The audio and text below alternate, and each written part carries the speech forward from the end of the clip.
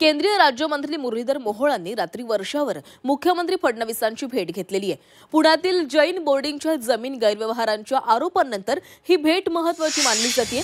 वर्षा निवासस्थानी दोघांमध्ये तब्बल 40 मिनिटे चर्चा झाल्याची माहिती मिळते आणि यावेळी मुरलीधर मोहोळ यांनी रवींद्र धंगेकरांची तक्रार केल्याची देखील माहिती मिळाली आहे। पुण्यातील मॉडेल कॉलनीमधील जैन समाजाच्या जमीन व्यवहारा प्रकरणावरून केंद्रीय राज्यमंत्री मुरलीधर मोहोळ यांच्यावर रवींद्र धंगेकर यांनी रोज नवनवीन आरोप करत केलेले आहेत आणि यावर आपण आधीच भूमिका मांडलेली आहे, परंतु आता आपल्यावर वैयक्तिक पातळीवर टीका केली जात असल्याचा आरोप केंद्रीय राज्यमंत्री मुरलीधर मोहोळ यांनी केलाय।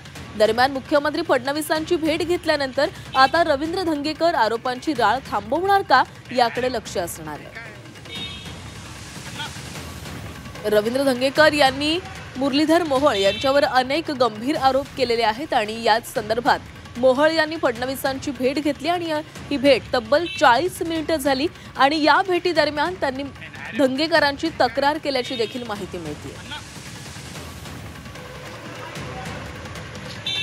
त्यामुळे या भेटीनंतर धंगेकर आरोप करणं थांबवतायत का हे देखील पाहावं लागणार आहे, कारण याआधी देखील मी धंगेकरांच्या बॉस सोबत बोलेन अशी प्रतिक्रिया फडणवीसांनी दिलेली होती आणि त्यानंतर देखील धंगेकरांनी अनेकदा आरोप केलेले आहेत मोहोळांवर। त्यामुळे आता या भेटीनंतर तरी त्यांचे आरोप थांबतायत का हे पाहणं महत्त्वाचं ठरणार आहे। काल 40 मिनिटे मोहोळ आणि फडणवीसांमध्ये चर्चा झालेली आहे।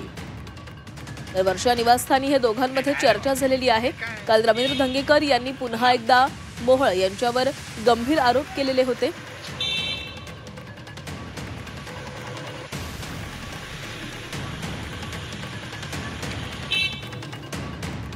तर रवींद्र धंगेकरांची मोहोळांवरील आरोपांची मालिका सुरूच आहे। फेसबुक पोस्ट करत त्यांनी नवीन आरोप केलेले आहेत। निवडणूक प्रतिज्ञापत्राची कॉपी पोस्ट करत त्यांनी हल्लाबोल केलेला आहे।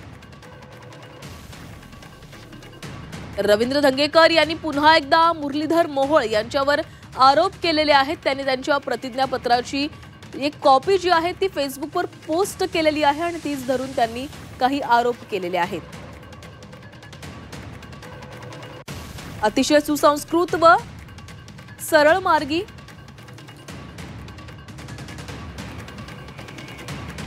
वाटणारे मुरलीधर मोहोळ हे कशा पद्धतीने खोटं बोलतात याचं उदाहरण मी तुम्हाला देतोय असं म्हणत त्यांनी एक पोस्ट शेअर केलेली आहे।